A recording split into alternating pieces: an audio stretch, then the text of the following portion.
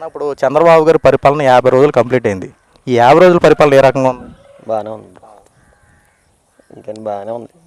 చంద్రబాబు నాయుడు గారు అన్న మాట ప్రకారం పెన్షన్లు పెంచి 7,000 రూపాయలు ఇచ్చారు, ఉచిత ఇసుక ఇచ్చారు, అలాగే ఇంకా అనేక పథకాలు కూడా ప్రారంభించడానికి శ్రీకారం చుడతా ఉన్నారు. దీనిపై మీ అభిప్రాయం? ప్రస్తుతానికి బాగానే ఉంది బ్రో, చేస్తాడు. అప్పుడే ఎక్కింది 50 రోజులే కదా, చేస్తాడు. చంద్రబాబు నాయుడు గారు సీఎం అయ్యి డిప్యూటీ సీఎం పవన్ కళ్యాణ్ ఇద్దరే కలయికతో ఆంధ్ర రాష్ట్ర అమరావతి రాజధాని నిర్మాణం కోసం 15,000 కోట్ల రూపాయలు తీసుకొచ్చారు. ఇదివరకు ఎప్పుడు లేని విధంగా ఈ 50 రోజుల్లోనే ఎంత గొప్ప నిధులు తీసుకొచ్చారు. దీన్ని ఎలా చూడొచ్చు అంటారు? సానుకూలంగానే చూడాలి. ఉంది అప్పుడు ఎక్కే 50 రోజులే కదా బ్రో అయింది, టైం ఉంది కదా, చూడాలి. ఒక మినిమం ఒక 6 నెలలన్నా చూస్తే కానీ మనం ఏదని చెప్పలేము. అది అదే ఇప్పుడు చంద్రబాబు నాయుడు గారు యువకుల పట్ల చాలా శ్రద్ధ వహిస్తూ ఉన్నారు. శ్రద్ధ వహిస్తూ ఉన్నారు. యువకులకి జాబుల కోసం అనునిత్యం పోరాటం చేస్తూ యువకుల కోసం డిఎస్సి కూడా విడుదల చేశారు. దీనిపై మీ అభిప్రాయం అన్న? డిఎస్సి ఓపెన్ చేశారు, అది బాగానే ఉంది.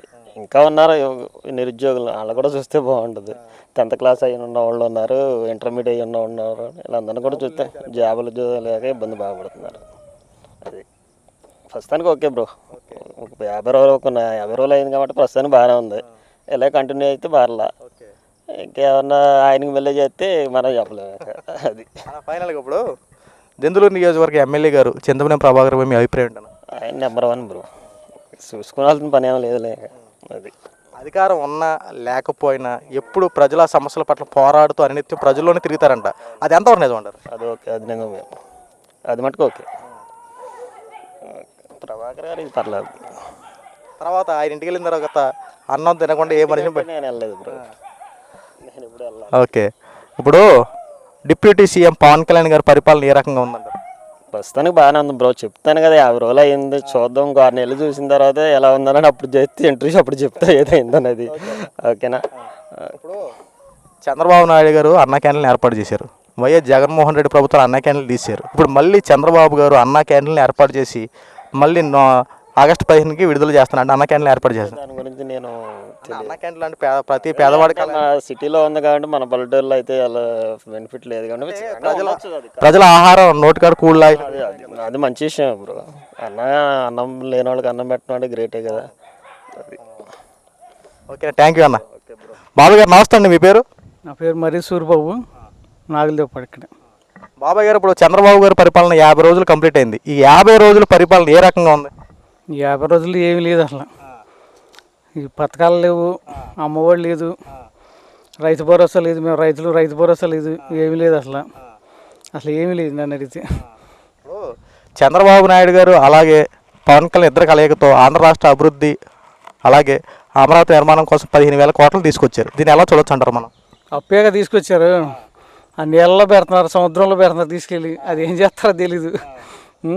ఆయన రాజధాని అక్కడ విశాఖపట్నంలో పెట్టాడు, చక్కగా అది కట్టాడు కదా రిషికొండలో.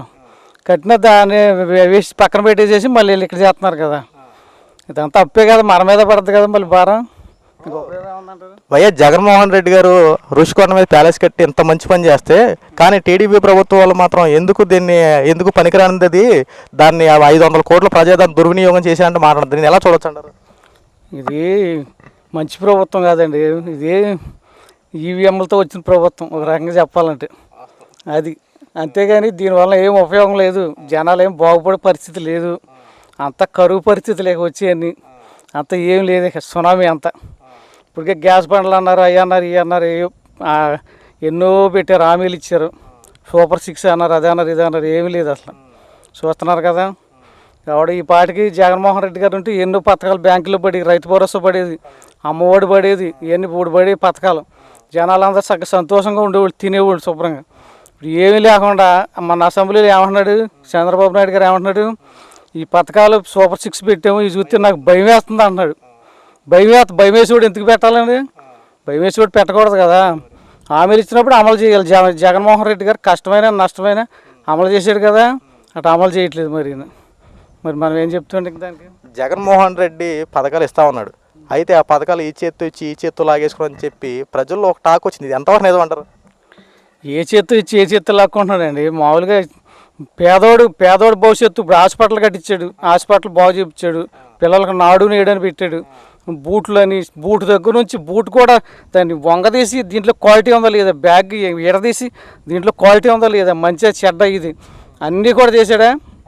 Rythu Bharosa time to time పలానా టయానికి పడతాయంటే పలానా టయానికి పడిపోయి వెంటనే పడిపోయి వాళ్ళు పడతాను. ఇప్పుడు అసలు ఏమన్నా ఎవరికి రూపాయి ఇచ్చింది లేదు, ఏమీ లేదు. మొదట్లో మట్టుకు ఆ 7,000 పింఛని అని అప్పుడెప్పుడో పాత కానీ ఆ ముసలి వాళ్ళకి ఆ 7,000 రూపాయలు వాళ్ళకి అవసరమా? వాళ్ళకి ఎలా మీరు పెట్టేసి వాళ్ళకి ఆ డబ్బులు ఏం చేసుకోవాలో తెలుస్తుంది వాళ్ళకి. ఇప్పుడు పొద్దుసిన అలాగ ఉంది, అవునా కదా. మనలాంటి వాళ్ళకి మనలాంటి కష్టపడే వాళ్ళకి అనుకోండి రూపాయి ఇచ్చినా ఏ ఆసానికి పెట్టుబడి పెట్టుకుంటాం, ఏ గేదెలు పెట్టుబడి ఏదో పెట్టుబడి పెట్టుకుంటాం. అలా చేస్తున్నాడు ఆయన.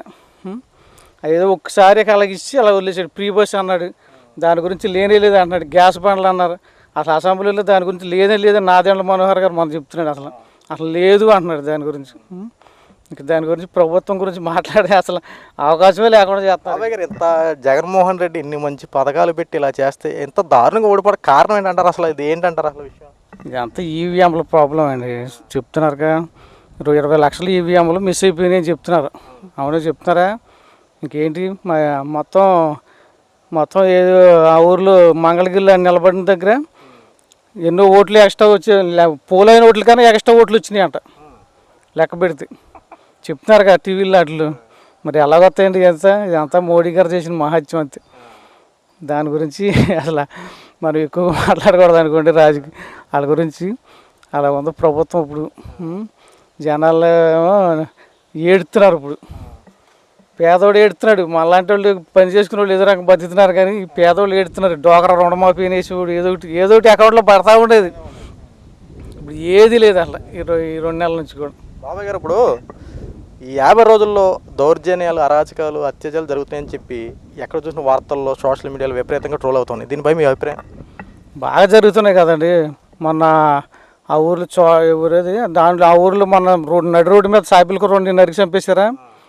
అలాగే ఇక్కడ మన నానిగారు కామిరెడ్డి నానిగారు ఇల్లు చూసారు, అలా ధ్వంసం చేశారు.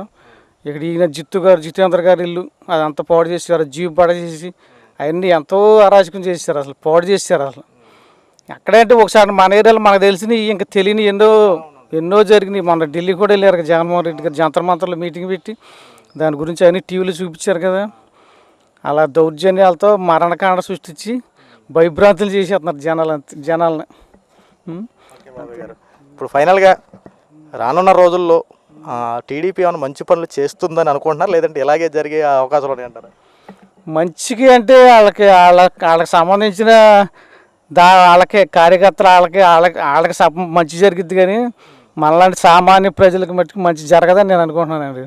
అంతే, సామాన్య ప్రజలకి రైతులకి మంచి జరగదు. అమరావతి ఒకటి చూసుకుంటాడు అంతే. ఆ పోలవరం అయినా సరే కేంద్ర ప్రభుత్వం ఇచ్చింది కాబట్టి దాన్ని పూర్తి చేస్తాడు, మరి తినేస్తాడు తెలీదు. ప్రస్తుతానికి మట్టుకు అసలు అభివృద్ధి అయ్యే అవకాశం మట్టి చాలా తక్కువ. బాబాయ్ గారు, ఇప్పుడు పేదలను ఆదుకునే ప్రభుత్వం అంటే వైసీపీ పార్టీ వాళ్ళు ఏంటో కొంతమంది మాట్లాడే విషయం ఏంటంటే పార్టీ వాళ్ళకి న్యాయం జరిగిందని, అలాగే ఇప్పుడు టీడీపీలకు వచ్చిన టీడీపీ వాళ్ళకి న్యాయం జరుగుద్ది, పేదలకు న్యాయం జరుగుతుంది. ఇప్పుడు ఇంతలో ప్రజల పక్షాన పోరాడేది ఎవరంటారు? అసలు ప్రజల పక్షాన పోరాడేది జగన్మోహన్ రెడ్డి గారు అండి. కార్యకర్తలకు ఎక్కడ మేలు జరిగింది, ఎవరికి జరిగింది, ప్రతిదీ కూడా వీళ్ళు ఉన్న వాలంటీర్ల ద్వారాగా పనులు ఎవడైనా సరే అసలు ఎక్కడికైనా వెళ్ళి ఏ ప్రభుత్వ అధికారి దగ్గరికైనా వెళ్ళి చేతులు కట్టుకుని నిలబడే పరిస్థితి ఉందంటారు. ఇప్పుడు అసలు లేదు ఇదివరకు. ఇప్పుడు అంతా కూడా అదే పరిస్థితి. ఇప్పుడు వచ్చే రోజుల్లో నానా బీభత్సంగా ఉండబోతుంది. అసలు ఏముండదు, ప్రతిదానికి లంచగొండుతాను ఇదే మర్డర్లు, అత్యాచారాలు ఎక్కువైపోతాయని నేను అనుకుంటున్నాను. మరి అది. థ్యాంక్ యూ బాబాయ్.